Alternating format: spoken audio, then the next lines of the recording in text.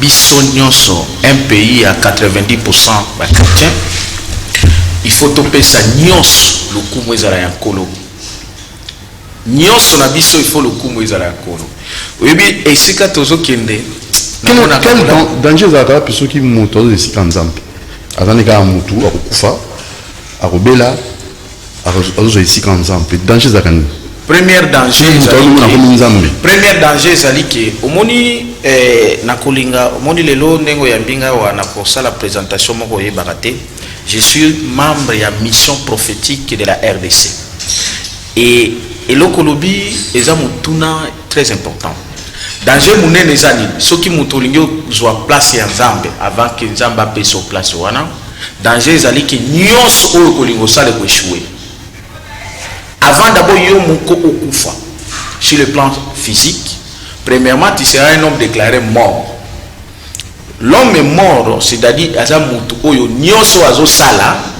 Il a une séparation dans Nzambe. Il a une place en Nzambe.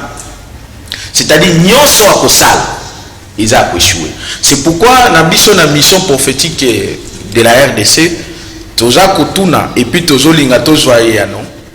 Lelo par exemple, consultation est en Amboka. Vous organisez consultation. Est-ce que vous tiens Nzambe liboso? Na tuni lisusu. Est-ce que vous tiens Nzambe liboso? Na makambu nyoso bozo sala. Est-ce que vous tiens véritablement Nzambe liboso? Avec intro. Vous tendez ce questionnement, vous tendez ce azami apesi yano. Direction nito gozoa pour na mboka na biso vraiment libération. Il y a solo. Le problème est que se situe à un niveau ni.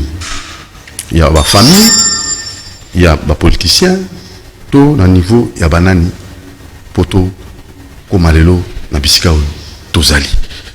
Moto la moto ici kazali avec routine data testo, poto tangango, après sa proposition, direction de moi comme l'engalo bi tout le monde tiri, tozonge la banzambe ya bakoko.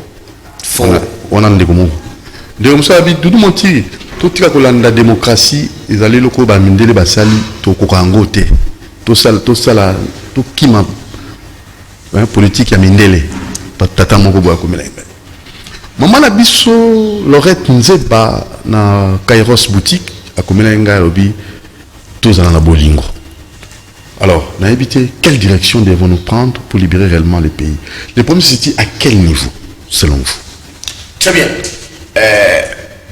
L'identification, il y a véritable problème, les questions primordiales. Le problème est situé dans deux niveaux principaux. Sur le plan divin, il y a un plan de Dieu, le plan prophétique. Plan où Nzambe abongisa, où il y a besoin Congo et marché. Jusque-là, depuis 1960, le plan de Dieu, Nanou, et Zala adopté que dans les politiciens. Et n'a qu'on rappelé, les politiciens, ou les konabiso bazo sala leur consultation, bazana ba lettre, ba message, ou ba prophète ba koma, na kat ya mission prophétique de la RDC, dont je suis membre. Na ba message wana, il y a un plan de Dieu. C'est comme ça que na yebisi bango déjà en passant, beaucoup voyamba batu nyos eza malamu. Mais batu nyos wana bazo pesa solution te, bazo pesa ba proposition.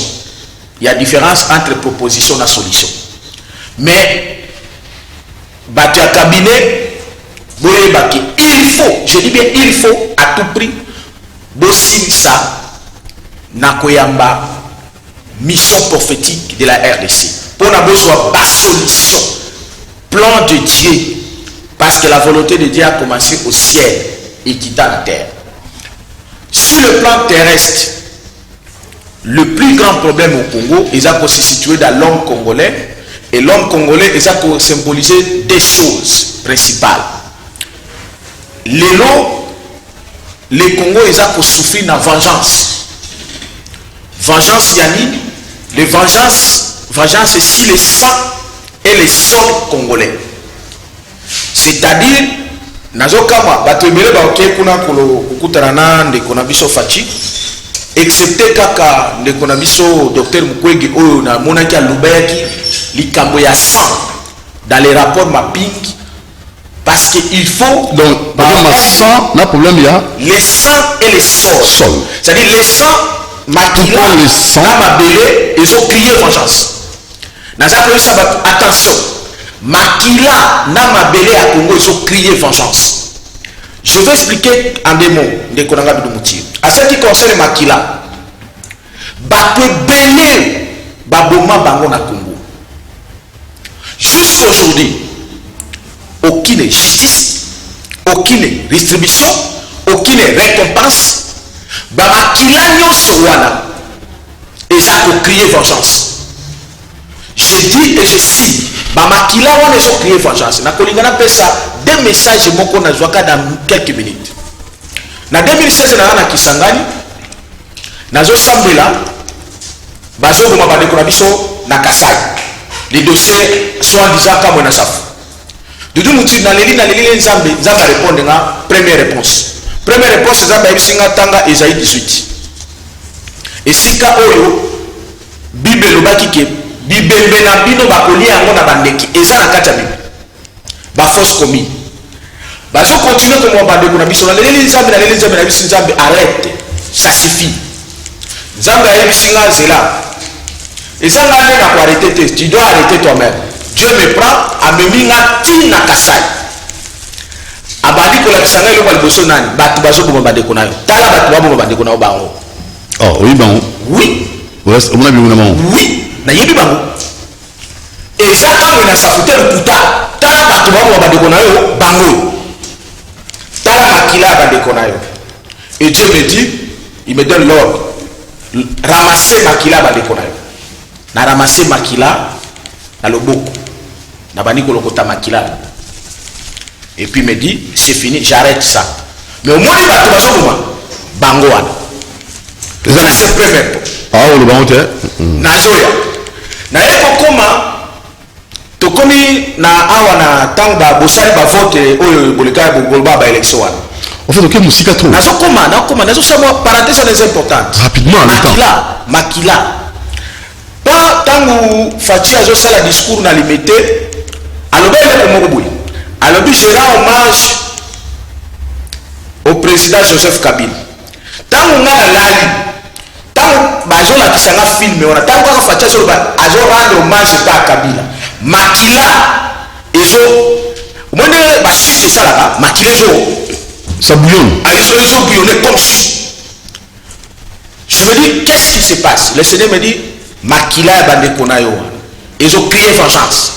Malobawana, on a fait le mutu arande hommage oyebi makambo mona na Kasai na ba makambo nyonso.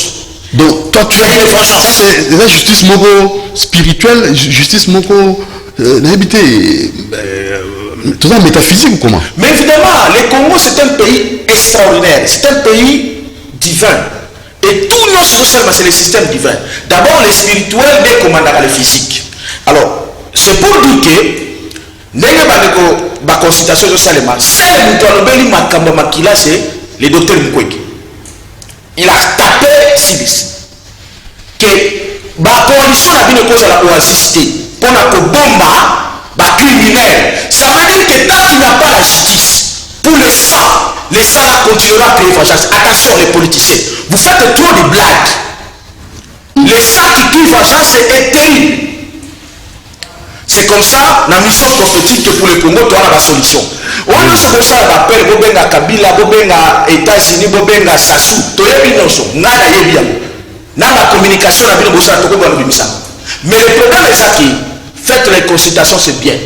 Mais, le plan de Dieu, les sangs et les sols. Les sols maintenant? Les sols, les gens qui se manifestent dans la même chose. Moi, il on attend les autres qui t'ont ça c'est première dimension. Deuxième dimension, c'est la sol. Richesse union c'est la Kanamboka à Congo. Ba Congolais va bénéficier à côté. Dans quel Équateur? Banjete oyo bimaka na Équateur, ils ont qui partout dans le monde. Banjete nyonso bimaka na Équateur, ils ont qui partout dans le monde.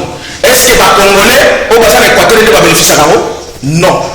Au banjete on est outil na mabele ya Congo. Or, Bible dit que Outaki n'a pas belé Koson. Ça veut dire que c'était on est lié à la Congolais.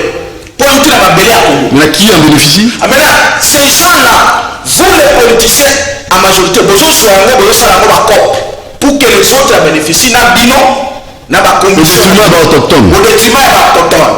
Ça veut dire que ma belé wana, ils ont crié vengeance. Donc, nama kila, nama belé crié vengeance. Ils ont crié vengeance. Aucun à Kassai, la même chose. Aucun à Katanga, la même chose. C'est moi, Maniema. Someki, minéré, nous sommes qui n'a qu'à écrire Rwanda et que nous n'avons politicien congolais en complicité. Dans le bas de mon émission, terroriste économique. C'est là où nous disons le véritable problème se situe à ce niveau. Les sangs et les sols crient vengeance. Mais pour qu'il y ait la solution, il faut se référer au plan de Dieu que nous avons dans la mission prophétique de la RDC. Mais il faut pas consulter. On peut recevoir la consultation, la solution. Il y a la solution. Mais la solution dans la montée. Ce sont les prophètes qui nous sont. Monsieur Jean-Paul Nyombi Ndoti Ndonite Lito, excusez-moi. Dans un 15 ans passé, Kombopé, bêtez-moi. Vraiment. Alors, monsieur Jean-Paul, yo, clairement, papa, problème tout ça, ils ont situé à un niveau ni. Parce que vous allez dans l'association Tous pour la famille. ATEF. Problème, ils allez dans ce niveau ni net comme le boy. Vraiment, encore une fois, merci beaucoup. 15 ans après. 15 ans après, et pour le bâtir qui était en dessous, nous allons croiser ma beaucoup, tout le monde nous allons croiser la bongo, misala, oyo, sima yamboka, tout le monde sima mikorope, bokoye ba nini oyo, nous allons bongo ko passer sous na ba émission te pour na koye ba nini oyo na banda ko ça. Alors problème ezali ko se situer na ndenge uti koloba wana parce que lingomba oyo to sali bongo association Tous pour la famille ATEF en cible.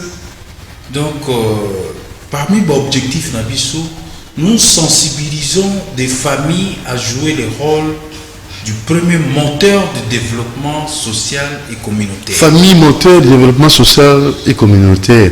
La famille à Congo, vous avez la famille, vous avez développement moteur à mon développement social et humanitaire. Famille à Congo, RD Congo. Merci beaucoup. Ce que vous avez nous avons répété, nous avons modèle tout ça 15 ans, tout mais tout ça a plus de 20 ans. Nous avons plus de 20 ans dans le salon. Donc on a mis qu'on récolter makambo ndenge na ndenge ezali et ba piste ya ba solution pe ekoki kozanga. Ce qui est au niveau à cause des tribunaux lelo okomona la plupart des problèmes ezali liés na mabota. Ce qui est na kati ya ba mabota okomona ba problème ezali ya makasi. O ba bengi bon makambo ya succession. Papa boti bana na basi différentes ba problème soko ke na niveau ya ba misala auto ba tozo sala misala okomona kaka ba conflit ezali donc soko ke pe na ba ngomba église okomona ba problème pe ezali oyo kutu ya makasi koleka donc la politique. La politique, n'en parlons pas. Et merci mingi na ndenge osali tonzamba sali ngonga poto ibandeni to kutana. Na sepeli na ndenge ndeko Benjamin azoko ba makambo oyo bandeko bazoko landa bongo mokonzi ya mboka azoko yamba batu consultation et il y a basé sur les sols et les sangs. Alors ngai pona ko zonga moi moke sima et sali bongo to kolobata ba plus de 30 ans papa aboti biso lito mboti nzoyombo na bita mo njambe ba image ya papa aboti lito mboti nzoyombo Jean Joseph donc on a tegeli to ndeko ya zali mwana moko ya grand frère na biso asila kotika biso. Ce qui n'a lobby parce que papa outi koloba ndenge baza na école makambo école prophétique. Mission prophétique. Mission prophétique. Alors, na mission papa yewana oyo pe azalaki bongo politicien na kati ya mboka oyo et na ba makambo ndenge azalaki kosala ba déclaration ne mususu asalaki oyo kelelo bato mususu bakomi ko benga pe prophète alobaki mboko oyo tokoliana. Ah, mutalo papa na yo? Bien sûr. Lito Mobuti. Ye mutaloba. Et bato mingi pe bakomi lelo kolobaki papa azalaki na raison. Pona nini amonaki gestion ya mboka ezalaki malamu te. Ko banda bongo surtout na makambo etali bongo zarianisation. Ko botolaka bongo biloko ya bato. Lelo bato oyo babandaki kokanisa papa bandaki koloba makambo ya malamu te, mais na ba réseaux sociaux tango na sala ba réaction pona ko limbolela bango ke non tala alobaki yango na tina songolo pakala na baza bapesaki ngai raison. Ah oui, non. Wana eza na ba cardinal de Chao ayambaki ngai to bongo na ndenge misala bongo tozo sala na makambo etali bongo association tous pour la famille. Donc problème de la famille. Si vous avez décolleté, problème de la famille. Kasi imaginez na kati ya mabota soki mwana to baboti balakisi mwana l'égoïsme. Attaque comme gouverneur égoïste. Voilà, il y en a même. Wana ezali bongo papa Etienne Tshisekedi. Ayambaki ngai bongo azali bongo moko ya bakamaradi ya papa na biso. Lito Moboti. Ayambaki ngai na ndenge misalo to ndenge na banda ya kosala pe encourageaki ngai na musalo tozo osala pona koyeba ndenge nini kosala bongo koluka bongo créer cohésion. Koluka cohésion, koluka stabilité et de promotion na kati ya mabota na biso. En termes clairs, ce qui mboka ezali boye, il a dit que la famille va échouer. Famille échouer. La famille est connaître échec, répercussion en haut, la conséquence c'est votre vivre. Donc moi la botama à Kabakate, à Rosala général, à Rosala colonel, à Rosala gouverneur, il y a Kabakate. Moi la botami qui numba. Bana mo mwana soki bozo si yete Rosala, mutaba c'est belé. Roi pour faire passer casse. Moi il y a le binza mais soki abala ma soki ni non elle va justifier. Ça c'est du satanisme déguisé. Alors moi na soki botami lokuta, azaka moto lokuta. Atakomi excellence. Son excellence, monsieur le ministre. Menteur. Pour Moana. Alors, allons-y, poussons. Yamola merci na bozonga pour dire que la famille est une cellule de mère qui constitue donc une cellule mère sacrée. Cellule mère sacrée, pourquoi? Parce que dans la sorte que na Biblia, tout le monde a bongo li botali santu oyo mama Maria Zaraki na papa Joseph na lisasi Eli Mosantu bayaki kobota bongo mokonzi wa biso Jésus Christ. OK. La famille sacrée. Soki batu to ndenge ni tozo mona makambo nyusu tozo mona parce que bazo koyeba motuya ya likambute oyo bengo libota. Libota. Mais aujourd'hui famille sacrée tout ça désacralisé. Famille ezali ngana ko. Il y a biso lelo. Parlons du Congo. Basindi bana la minembo na nini malani mama Karine bébé nozo image wana mo njambe. Bati bo kasi siba yosala bilanga. Lo ya bana wana. Bon, permettez papa journaliste, au moins les fruits il y a bana bako koma na modèle bako koma bongo parce que ça kana kati ya libota échoué et puis bateau bazo okamba mboka parce que les gens pas pende na zo lo baboui ba problème hôtel musu na kutana kito bande musu ba kutana kina so na zaki na maîtrise te na lo sambo to ndengeni na vos appels pour nous. Ah bon? Na koke kozala pona nini papa aboti biso basusu balingaki kaka banganzama na héritage ya papa. Or na kopesa lelo ndakisa na meki ko raisonner ni un pasteur ni un prophète ni un pasteur ni un prophète ni un prêtre ya osala témoignage na zo sala lelo. Je suis l'homme que le bon Dieu a extrêmement exagéré d'aimer. Pourquoi? Merci beaucoup. Merci beaucoup. Au jour où mon nous avons fruit pendant l'absence n'angai na meki ko sala pona ko ya ko dévoiler biloko mususu Nini na sala beaucoup na ba réserve Barcelone parce que na sala Jean-Paulito Barcelone na sala ba projet mususu papa journaliste na koti ici na kati ya ba ministère to ndenge nini boye mais na vana na ndako Barcelone malhonnêteté scientifique qui na ba président sur wuti koleka wana non franchement ba sala ba projet o ngana kamati na koti ici mais ba sala ngo malamu penjate quel exemple vraiment mais en fait bango ata eloko malamu zate hein entre nous quel exemple de l'eau ya bakopesa ndakisa malamu ate non soyons sérieux papa journaliste ata eloko malamu penza ezali te papa journaliste omoni merci beaucoup pamba te na ngongo oyo opesi ngai nakoka naya na panza sango oyo nazoko nde na mituna ozokotuna makambo eza ebele mais oyo po tokoka koloba ekozala bangonga famille de base soki lombo ekomi boye bafamille échoué ngai na détruit bafamille ezali na baboti na bagouvernement oyo eleka pamba te nzambe apesi biso mambi manene oyo tozali nango na sous-sol mpo moto nyonso tu akoka kobénéficie redistribution